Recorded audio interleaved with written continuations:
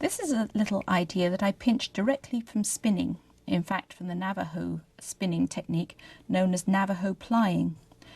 When you spin a single onto one bobbin, if you want to make it into a 3-ply without winding it onto 3 bobbins, they use the useful device that a slip knot and a crochet chain is actually 3 strands of yarn. So there's my slip knot, and if I pull another chain through that and look at this closely, at all points there are 3 strands of yarn. Held in my thumb, 1, 2, 3. Held in the middle, 1, 2, 3. Held to the right, 1, 2, 3. Yes, we have this little linky thing there, but we won't worry about that. At all times there's 3 thicknesses of yarn. So this is what you do with Navajo plying. You take a single and you tie it into a series of giant slip knots. Now I'm doing these fairly small, but in this way your yarn can be tripled in thickness.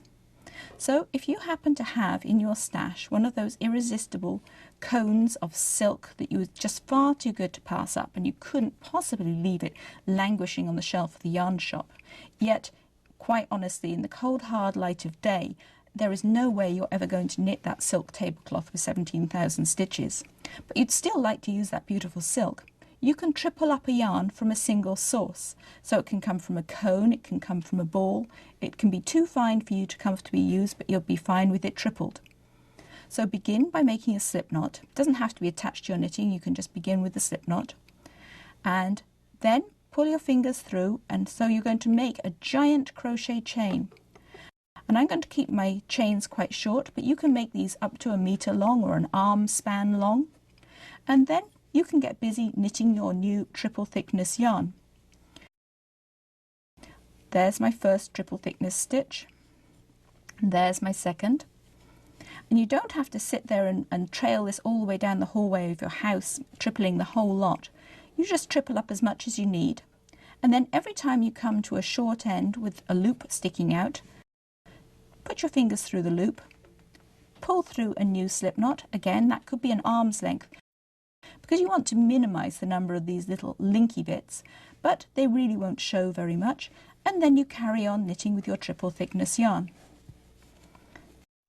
Anytime you want to make a yarn 3 times as thick from a single yarn source, then think about Navajo knitting. We just make a bit more yarn and off we go again. Very versatile and amazingly useful. At that point I'd be ready to make some more links, so you just make them as you go.